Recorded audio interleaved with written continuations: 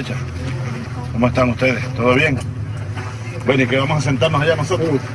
Yo soy de la estirpe, digámoslo así, de los soldados revolucionarios.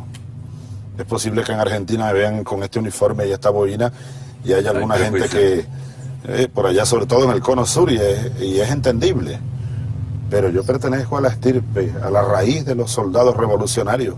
¿Quiénes son nuestros padres? Como soldados, San Martín, Bolívar, Sucre, ¿no? Somos sus hijos, sus descendientes. Venimos de esa macolla, pues.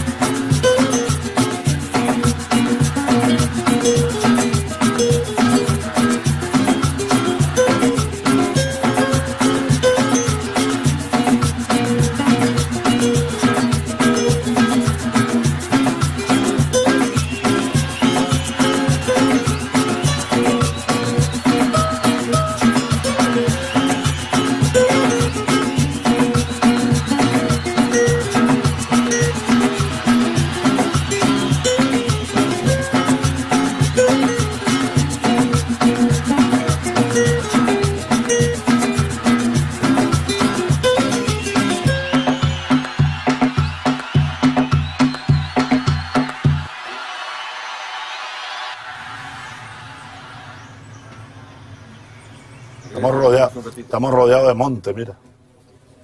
Pero la primera pregunta es esa, justamente. ¿Por qué estamos acá?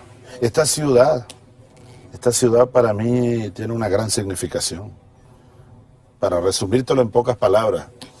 Aquí en este polígono donde estamos, este es un viejo polígono. Una tarde aquí me conseguí compañeros ya profesionales, militares profesionales, y con mentalidad progresista. Estamos hablando de 1978. Y un día nos venimos aquí, y por aquí, por esta pequeña sabana, al pie de esta montaña, comenzamos a conversar. Leíamos el Manifiesto Comunista, leíamos Qué hacer de Lenin, como tú sabes, leíamos a Bolívar, y veíamos, bueno, ¿qué hacemos? Y formamos un primer grupo, pudiéramos decir una primera célula de lo que después, a los pocos años, comenzó a conformarse como el movimiento bolivariano, que nació en los cuarteles, nació en estos cuarteles, entre polígonos, entre tropas, entre soldados. Mira qué aparente contradicción, pero en el fondo no es contradicción, es que somos soldados revolucionarios, somos los hijos de Bolívar, Filmo. Por eso estamos aquí. Bueno, estamos aquí porque ustedes me pidieron una entrevista en primer lugar. Si no, no estaríamos aquí. Pongámonos los patines todos. Del éxito de nosotros depende el éxito, en buena medida, de la revolución, sobre todo, bueno, en el ámbito socioeconómico, que es como el alma.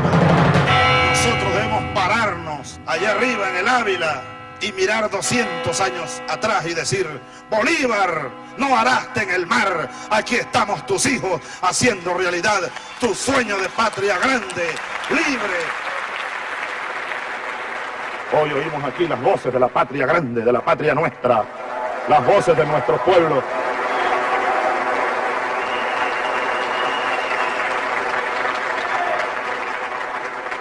Yo miraba las caras no tradicionales de los presidentes de América del Sur y las historias muy particulares que tienen, pero hay algo que es particular de este momento y que me resultó también leyendo las vidas de cada uno de ellos. Casi todos provienen de familias humildes, de sectores populares o de sectores medios bajos. En tu caso también, pero siempre he leído que a pesar de eso fue una infancia muy feliz. Muy feliz, sí. Si uno pudiera volver a nacer y pedir ¿dónde?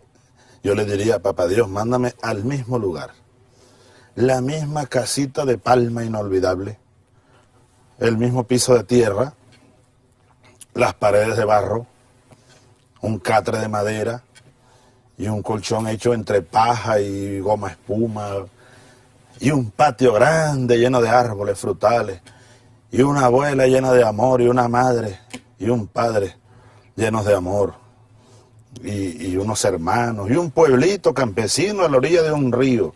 Eso queda allá de atrás de aquellas colinas en la sabana, ¿no?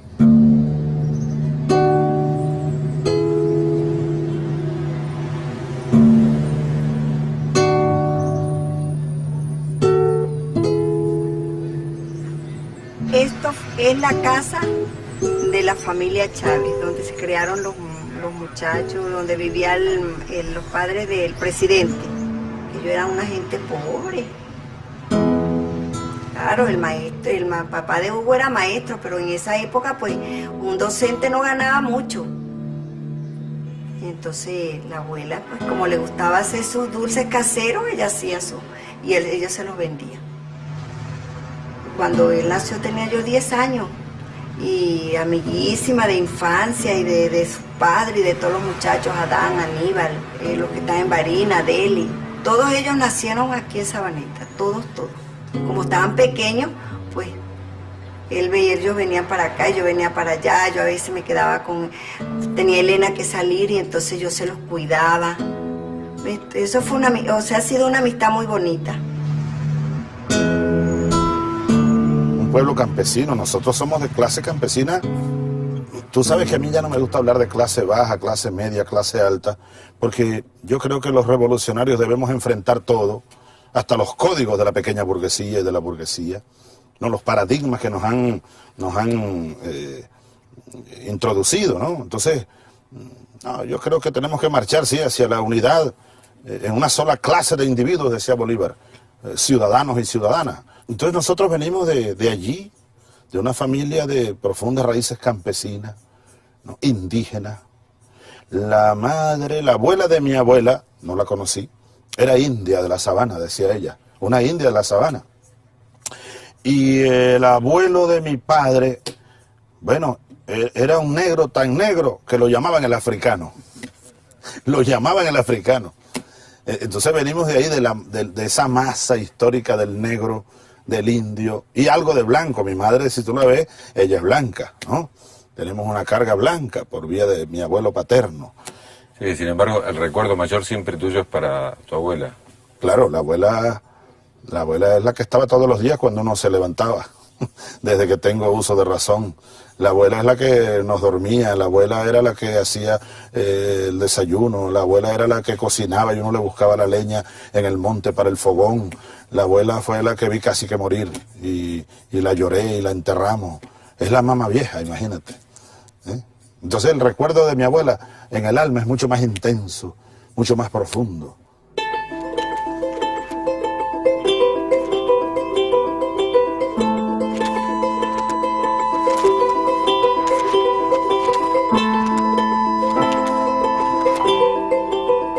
La abuela era india, sí, muy recta en sus cosas. La abuela tenía carácter, ella era muy recta y él también.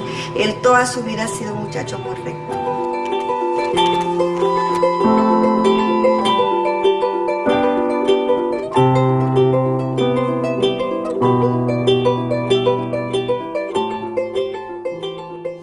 Bueno, la abuela nos echaba muchos cuentos y ella contaba que una vez por esa calle polvorienta frente a donde vivíamos había pasado un tal Zamora y que los hombres de la casa se fueron detrás de Zamora por los caminos de la montaña.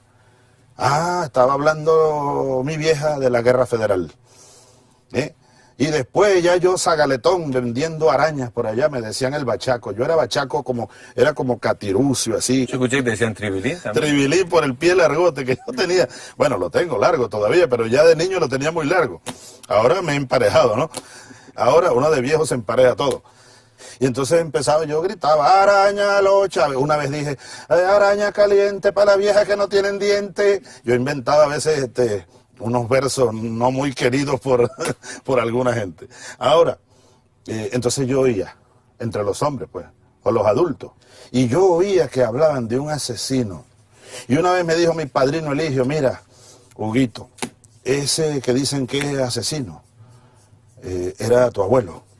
De mi familia en verdad no se hablaba, puertas adentro no se hablaba de aquel hombre. Yo crecí con ese dilema. Y tú sabes dónde vine a aclarar yo, estando aquí en este cuartel.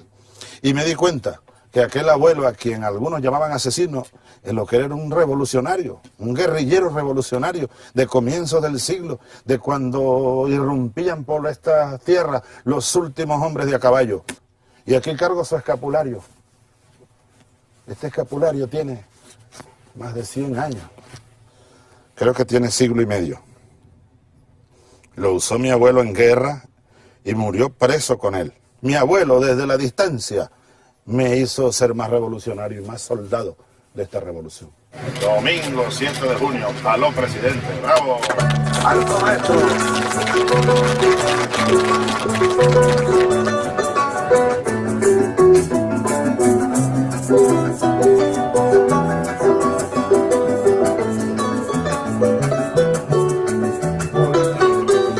¡Alta, compadre!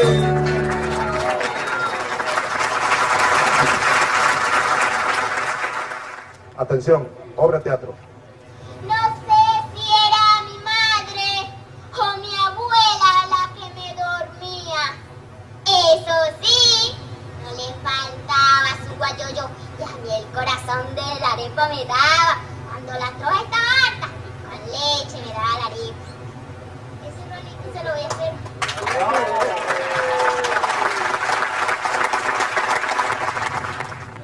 Y estos niños y niñas son geniales. Esa es la patria nueva. Ustedes son el futuro. Yo no voy a ver lo que tú vas a ver. La patria completa, grande. El 2100 estarán tus hijos y tú todavía por ahí. Ya nosotros seremos sabana, seremos viento, seremos recuerdos.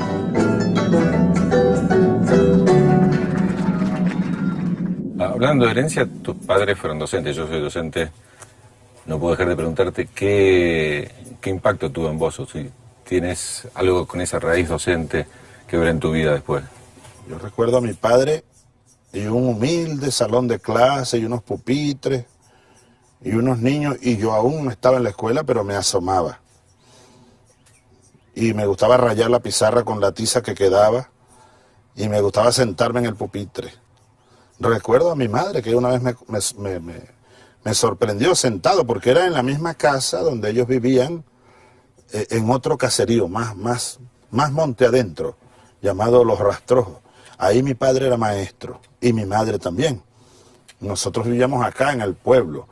Eran como 20 kilómetros de distancia, pero bueno, había que ir a pie o en burro o en bicicleta, no teníamos un vehículo ahí.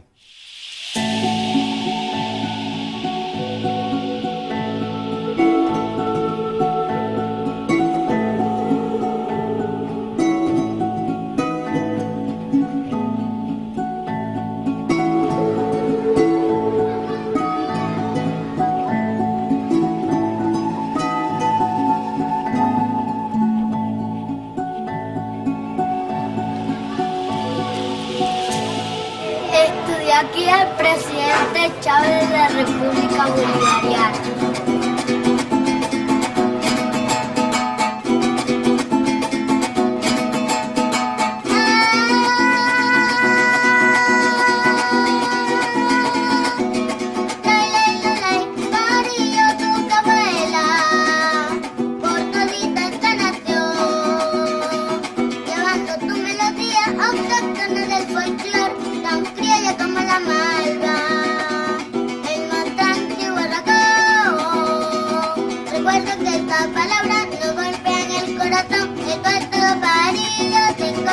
Misión, y que el Señor nos respalde con su rica bendición. A casa de mi padre, a mi padre le llegaba con regularidad una revista llamada Tricolor. Tricolor por los 3 colores de la bandera.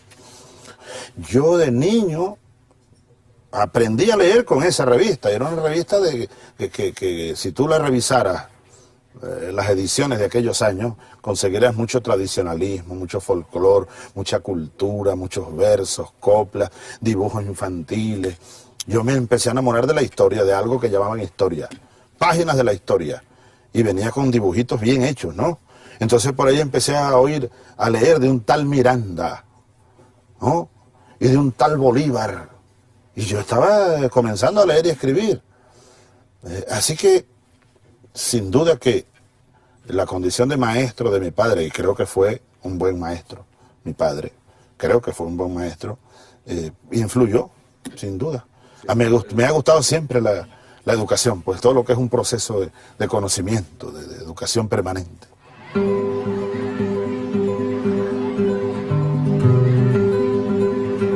Tenemos aquí la las notas del presidente, el nombre del presidente, Hugo Rafael Chávez, sexo, varón, edad, 11 años, lugar de nacimiento, Sabaneta, nota que él traía previa, 18/20.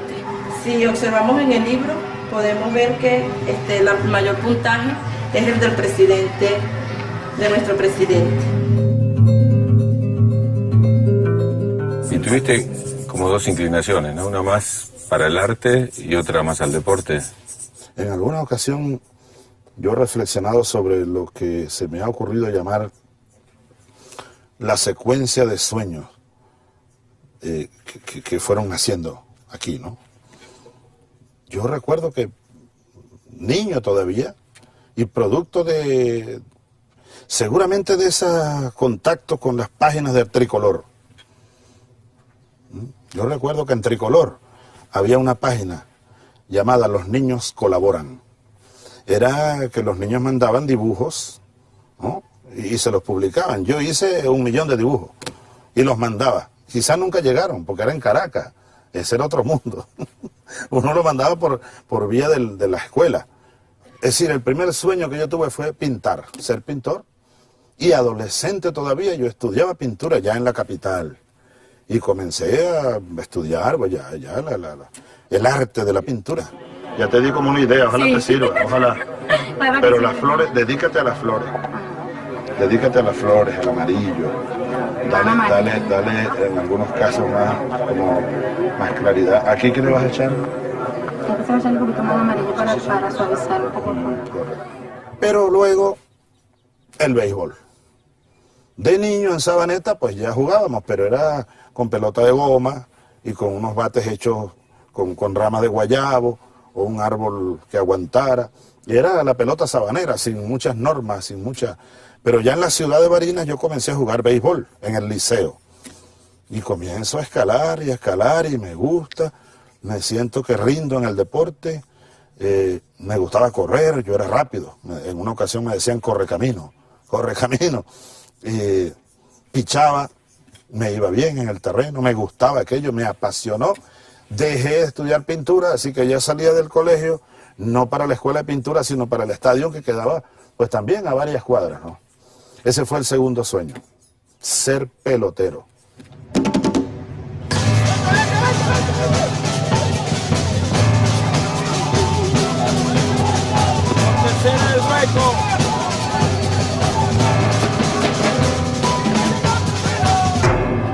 Nuestro comandante jefe no pensaba ser militar, sino jugador profesional, se fue a la academia militar y por eso deja el béisbol como empleo profesional. Ha tenido 2 encuentros con el comandante Fidel en pelota, una en Cuba y posteriormente estuvo en el equipo cubano acá en Venezuela y jugamos en Barquisimeto y dejó empatado el juego.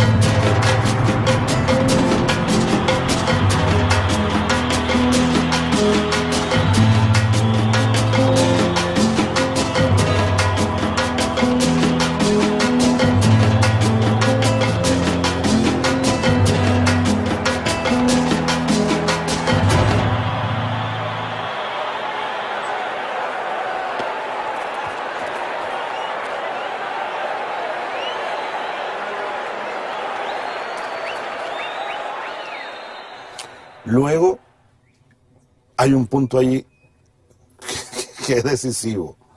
Éramos muy pobres. Mi padre no tenía recursos para que yo viniera a estudiar al centro del país. Entonces yo cuando veo que ya mi destino parecía ser en Mérida, allá no se jugaba béisbol profesional, un día llegó un teniente a dar una charla en el liceo, a informarle al 5º año y nos mandaron a todos al teatro. Me interesé. Luis Reyes también me dijo, oye, interesante. Pero él se fue, terminó yéndose a la escuela de aviación. Y yo, pero solo por buscar el camino al centro de Caracas, al centro del país, perdón, me fui a presentar exámenes al cuartel de Barinas, a un fuerte que está en las afueras llamado Tabacare. Aprobé y un 8 de agosto del año 71, era domingo, ingresé a la Academia Militar Cuando fui la primera vez al polígono a disparar, los primeros tiros le ponían uno los blancos ahí en la línea de 75 y las marchas con el fusil aquí al hombro y el casco. Oh, patria mía, patria querida, voy a la guerra a luchar por ti. La patria, ¿no? Más cuando vuelva por ahí. Y el himno y la bandera, todos los domingos. Y yo veía esa bandera. Y recordaba mi niñez y la revista Tricolor y la bandera y un fusil. Y dije de repente, no, esto es lo mío, soy soldado. Conquista el ciudadano presidente de la República Bolivariana de Venezuela, comandante en jefe de la Fuerza Armada Nacional Bolivariana. Atención presente. ¡Ay!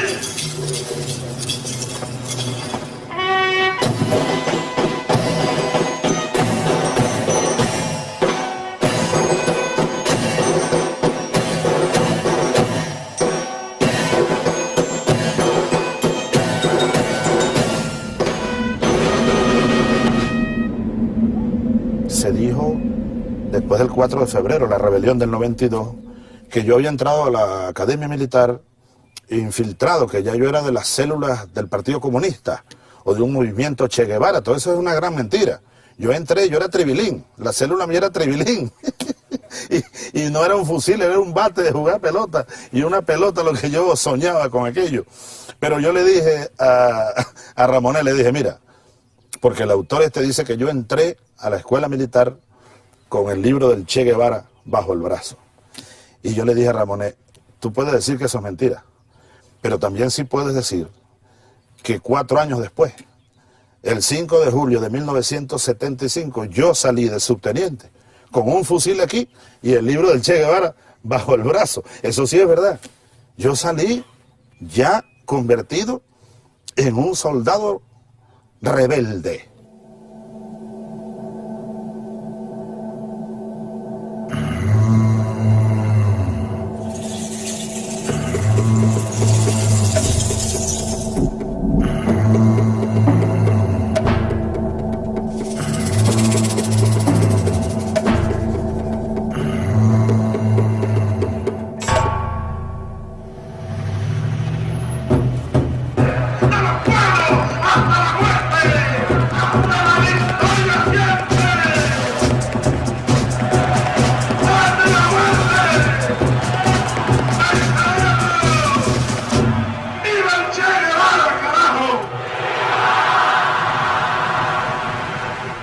Parece claro cómo te acercaste a los libros de Bolívar y al pensamiento de Bolívar. No me queda claro cómo te acercaste por primera vez a los libros del Che Guevara o de Fidel, o los libros de una literatura más socialista o marxista. Donde yo crecí, la capital del estado donde nací, es una ciudad por tradición muy culta. Entonces, en esa Barinas culta de poetas, yo me conseguí un gran poeta. Éramos vecinos. Y era un hombre, bueno, ya un hombre maduro, padre de familia, sus hijos grandes amigos. Como hermanos nos hicimos, sobre todo Vladimir. Vladimir hoy es historiador, está hoy de embajador nuestro en El Salvador, por cierto. Él se llama Vladimir Ilich Ruiz Tirado. La otra hermana se llama Tania Marx Lenin, no Marlenin, Marx Lenin pegado. Para que tú veas cuán comunista era el viejo José Esteban Ruiz Guevara. Él se la pasaba con una maquinita a escribir en un cuartico lleno de libros y periódicos. Y yo fui entrando poco a poco a esa biblioteca. Todavía tengo algunos libros que me traje de esa biblioteca. ¿Te acordás el primero que agarraste? El papel del individuo en la historia, Plejánov. Ese libro me lo bebí. Teníamos otro amigo, Vladimir, que no era sino otro Vladimir. Vladimir el negro, era blanco. Ruiz es blanco, pero otro Vladimir negro. Era tan radical Vladimir Bustamante que él decía, yo no bailo con ninguna muchacha hasta que no se defina ideológicamente. Y yo le decía, no, allá está una deca bien buena, vamos a ver, yo voy a ver si bailo con ella. Qué sé yo, o una burguesa. Es decir, ya yo andaba en ese grupo. Yo no nací de la nada, pues, nada nace de la nada, tú sabes, Filmo. Todo tiene su lógica. Yo me estaba impregnando de un pensamiento revolucionario. Y un día le digo, Ruiz Guevara, yo como que me equivoqué, yo me voy a ir de baja. ¿Estás loco? Me dijo, tú no te vas de baja, tú vales más que 100 sindicatos ahí. con el perdón de los sindicatos. Y estaba hablando un comunista. Ruiz Guevara era marxista-leninista. Tú vales más ahí que no sé cuántos sindicatos, me dijo. Tú te tienes que quedar en el ejército, porque aquí van a empezar a cambiar las cosas. Ya él tenía visión estratégica, que yo entonces no tenía todavía. Así que te estoy hablando de esos años. Por otro lado, mi hermano Adán, que ha sido para mí un maestro. ¿Él estaba en el MIR? Mi hermano Adán resulta que fue de los fundadores del MIR, Movimiento de Izquierda Revolucionario, que nació por esos años como parte de la división del Partido Comunista y todos los conflictos internos de la izquierda aquí. Ahora, Adán me visitaba en Caracas. Un día llegó Adán a la Academia Militar. Yo era cadete. Estaba en el patio cambiando fusil, el al hombro, el presenten, el otro en orden cerrado, saludo. Y entonces me llama un teniente, usted es el cadete Chávez Frías, presente mi teniente, tal, venga acá, recluta, y tal, voy, pum. Tiene 10 minutos que está un hermano suyo visitándolo. Mira, Adán tenía una melena, que el pelo le llegaba aquí. Es una sandalia, y yo digo, ¿cómo te dejaron entrar aquí? No, yo hablé con el teniente, porque no dejaban entrar sino con corbata, imagínate tú. Adán con una camisita, le parecía a John Lennon. A John Lennon o a Jesucristo. Y de Adán, ¿y qué es eso? No, peace and love. Adán andaba en algo. Y yo andaba también en algo, pero andaba sin cabello, recluta, peladito. Y entonces Adán andaba, era por unas reuniones del MIR. Eran debates de muchachos. Pero todo eso sin duda que, si tú lo ves a la perspectiva, fue, ¿no?, impregnando mi espíritu como de conciencia del papel que los militares venezolanos teníamos que jugar ante la crisis que acabó con este país. Estas medidas duras en el campo económico que estamos haciendo, lo hacemos en su beneficio, que esto es lo que va a permitir que realmente logremos el bienestar para todos los sectores de la comunidad.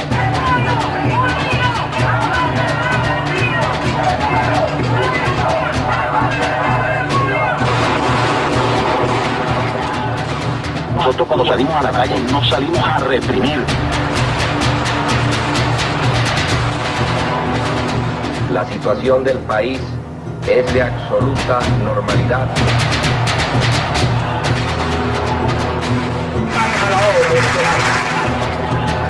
La situación general del país se encuentra prácticamente normalizada. Solo en la ciudad de Caracas subsisten, bueno, perdón.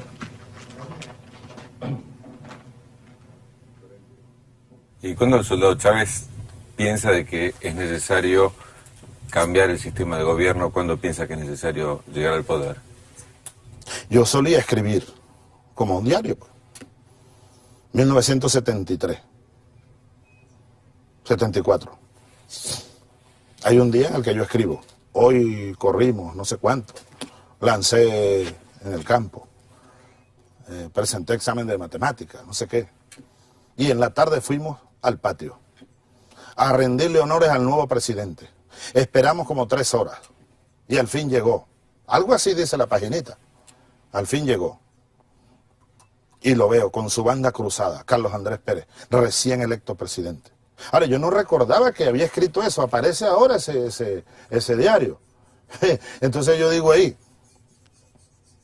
algún día me gustaría llevar las riendas de la patria del gran Bolívar. Yo tenía 20 años. Ahora, eso es producto, más allá de un deseo personal, estoy seguro, de la semilla que ya uno tenía, rebelde por dentro, ¿no? Rebelde por dentro. En esta ciudad yo me alcé un día, con mi batallón allá detrás de aquella esquina.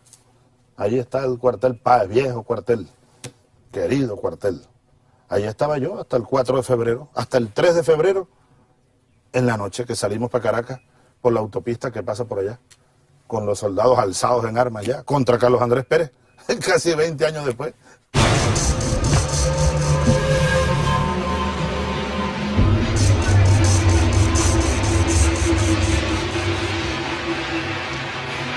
Compañeros, lamentablemente, por ahora, los objetivos que nos planteamos no fueron logrados en la ciudad capital. Ya es tiempo de reflexionar y vendrán nuevas situaciones y el país tiene que enrumbarse definitivamente hacia un destino mejor.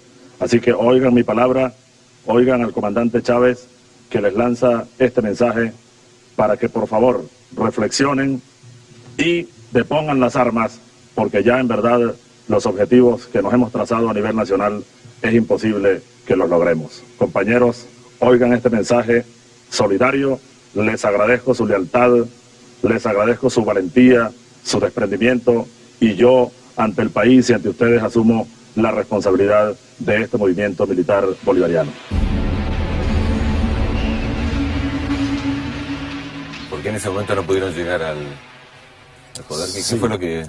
Si tú te pones si alguien se dedica con visión racional, ¿no? A hacer cálculos probabilísticos, tomando en cuenta los distintos factores intervinientes, etcétera, concluiría, pero yo le diría que no perdiera ni tiempo, en que la probabilidad de éxito aquella madrugada era casi cero. Nosotros hicimos una quijotada, en verdad. No teníamos un teléfono celular, no teníamos un centavo de apoyo. Los partidos políticos que sabían, las cúpulas, echaron atrás a última hora. Uno pudiera decir, se rajaron, no quisieron ir a la rebelión. Y nos habían prometido durante años que iban a alzar batallones de obreros, que iban a llegar grupos de pueblo organizado en Caracas. No llegaron. Ahora, mi abuela decía, ¿sabes qué decía mi abuela? Cuando yo los sábados, por ejemplo, o un viernes, ella me veía con el guante, yo limpiaba el guante. Y tenía una pelotica y yo me la pasaba caminaba. Mañana tengo juego, mañana picho. Y mi abuela, bueno, mañana picha. Amanecía lloviendo. Y yo entonces lanzaba maldiciones y tiraba el guante. Y mi abuela me decía, porque ella era tranquila, ella era imperturbable. Mi abuela era imperturbable como esa montaña. Yo no, yo era un río.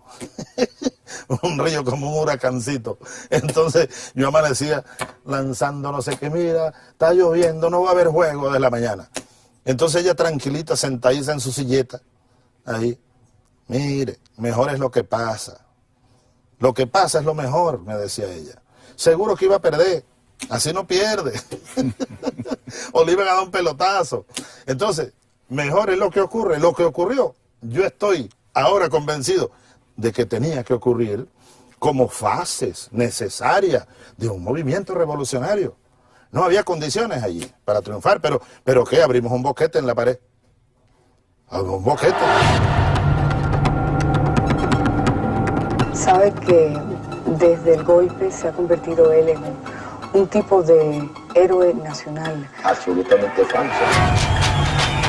La gente lo admira porque ha sido la única persona que se ha hecho responsable de una situación aquí en Venezuela. Aquí hay que hacer una democracia verdadera de las mayorías del pueblo bolivariano. Las manifestaciones que se han visto en las calles que piden su renuncia, ¿qué le dice usted a esa gente? Es cierto.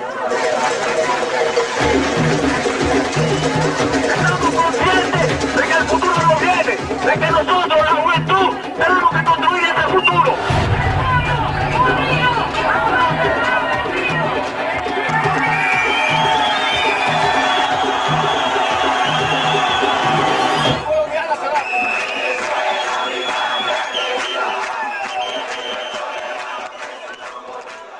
¿Al día siguiente pensabas eso también? ¿O cuando No. asumiste la responsabilidad pensaste que era un fracaso? No, al día siguiente yo me sentía muerto. ¿Y ahora qué será de mis hijos? Decía tirado en el suelo ahí, en una celda fría, en un sótano en Caracas, por allá. Dios mío, ¿qué hice? Y después me trajeron un periódico, tantos muertos. Ay, que mataron a Carregal. Ay, que mataron a Cabrera. Ay, que me mataron tantos soldados. Dios mío, ¿qué he hecho? Perdóname. Yo me quería morir, hermano. Yo me sentía muerto en vida. Muerto. Tanto que lo escribí en un papelito. Y escribí rendición. Rendición, la muerte. La muerte. Yo me sentía muerto. Muerto. Hasta que uno comenzó a darse cuenta a los pocos días del impacto que había tenido, que estaba comenzando a tener la revolución del 4 de febrero. Ahora, a 10 años de asumir el gobierno, está el planteo central respecto del socialismo del siglo XXI. Dos preguntas. Uno, ¿Qué es el socialismo del siglo XXI y en qué se diferencia de lo que sería el socialismo real o el socialismo que conocimos con la Revolución Rusa? Bueno, el socialismo es el socialismo. Yo, por ejemplo, he dicho, Filmus, que Cristo, para mí, yo cristiano, fue un socialista y gran socialista, ¿no? Cristo el hombre, Cristo, Teilhard de Chardin. Yo leí mucho a Teilhard de Chardin siendo cadete, fíjate. Llegó a mis manos un librito bien bueno que se llama Evolución, Marxismo y Cristianismo. Y ahí yo entendí con Teilhard de Chardin que el cristianismo y el marxismo pueden caminar juntos de la mano a lo largo de los siglos. Si me hice cristiano a los Chardin, me hice cristiano a lo que después conseguí, la teología de la liberación, el cristiano revolucionario, pues, verdadero. Ayer yo vi al presidente de la conferencia episcopal diciendo unas barbaridades. Otra vez. Y ahora vienen los obispos a exigir que nosotros les expliquemos qué es eso del socialismo. Señores, vayan a buscar los libros de Carlos Marx, de Vladimir Lenin, vayan a buscar la Biblia para que vean el socialismo ahí. Cristo es uno de los más grandes revolucionarios que hayan nacido en esta tierra. Cristo, el verdadero Cristo, no el que algunos sectores de la Iglesia Católica manipulan. Cristo era un verdadero revolucionario socialista. Igualdad, igualdad.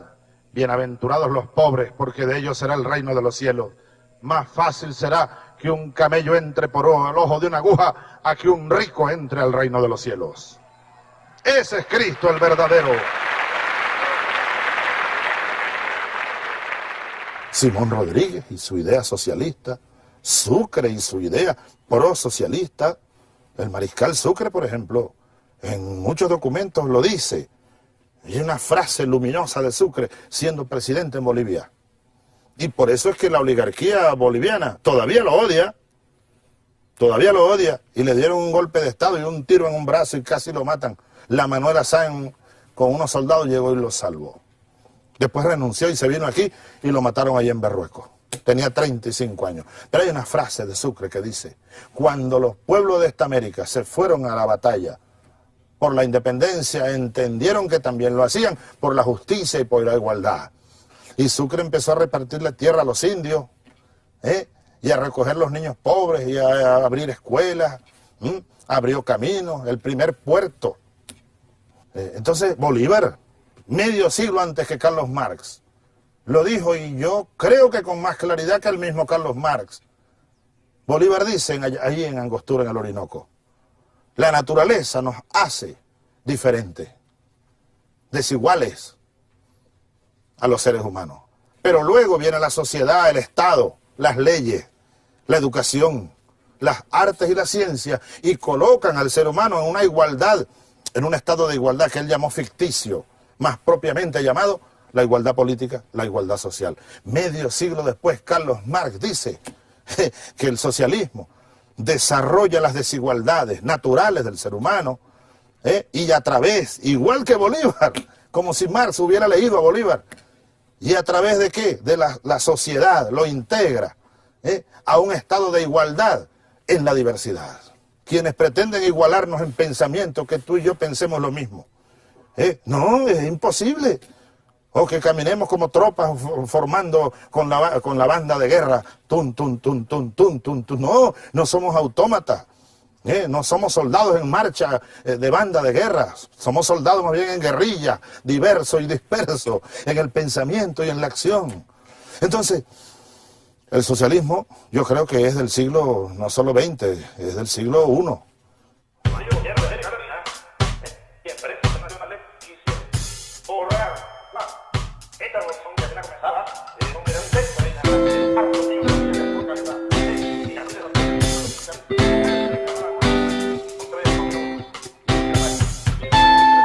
El que no participaba ahora participa, el que vivía aislado que pensaba que su derecho era de la puerta de su casa para adentro. No, la gente se ha organizado. Mira, 23 de enero fue la primera parroquia declarada libre de analfabetismo acá, declarado por la UNESCO. Eso fue un trabajo hermoso. Recorrimos puerta por puerta, casa por casa, buscando a esa gente que era iletrada pura. Mi vecino y yo unidos para ocuparnos de la calle que nos afecta en común, o de la plaza que nos afecta en común, o hasta de la delincuencia que nos afecta en común. Pero en otro tiempo uno decía, me mudo de aquí y ya.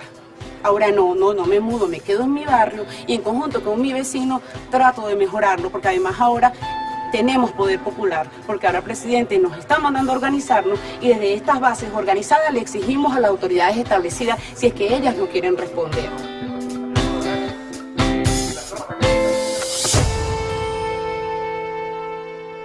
Ignacio Ramonet le hace una pregunta a Fidel y le dice, ¿qué error cometió usted comenzando la revolución? Y Fidel, una autocrítica que yo se le he oído a Fidel horas y horas hablándome a mí, porque Fidel me agarró a mí como un hijo y yo me cuadré y dije sí, es como un hijo político. Ahora, para mí es un gran compromiso. Un día yo le di a Fidel un regalo, le regalé un fusil que yo usé cuando era cadete, lo conseguimos para allá en un parque viejo. Y lo mandé a arreglar y Fidel cumplió 75 años aquí en Venezuela. Y yo le regalé el fusil y recuerdo que me dijo, Chávez, me llevo el fusil, tu fusil. Para mí es un regalo, para ti es un compromiso. Entonces Fidel le responde a Ramonet y le dice, un error cometido, comenzando la revolución, haber creído que alguien sabía cómo se construye el socialismo. Nadie sabe, Filmus. Es una invención, no te das cuenta, hay que inventarlo. Como que tú y yo en este momento aquí, disposicionero. Por eso yo pudiera aportar algo, porque soy disposicionero, como dijo mi abuela. Me gusta inventar y en este momento estamos inventando. Cualquier cosa que uno ve por ahí anda inventando socialismo, inventando elementos para impactar el proceso de transición hacia el socialismo. Ahora, dijo Mariátegui, el socialismo nuestro americano, indoamericano, no debe ser calco ni copia, sino creación heroica. Hay que crearlo.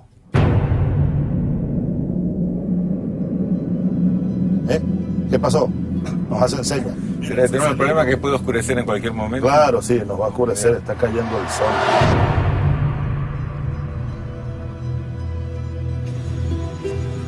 Llegó la noche a Maracay, al polígono.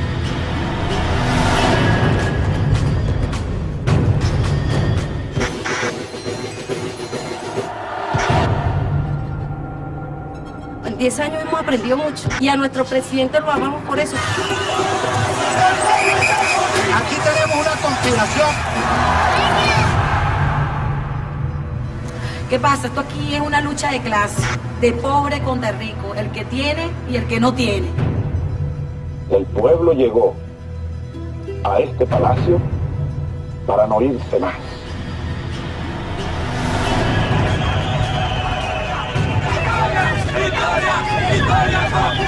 ¡Queremos a Chávez ahorita! ¡Queremos a Chávez!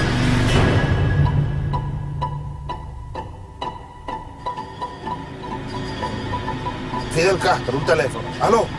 Y Fidel, después que hablamos como 3 minutos, me dijo, Chávez, tú no eres Allende. Y me dio prácticamente una orden. Chávez, tú no mueres hoy. Tú no mueres hoy, Chávez. Y de repente de la oscuridad, cuando los soldados ven que es el presidente que está ahí, que es Chávez, entonces se acercan. Chávez. Y vienen aquellos. Y sale un hombre con un fusil. ¡Ra! Y dijo, si matan a este hombre aquí nos matamos todos. Ahí resucité, yo estaba muerto ya. Mi muerte estaba escrita. Se escribió en Washington.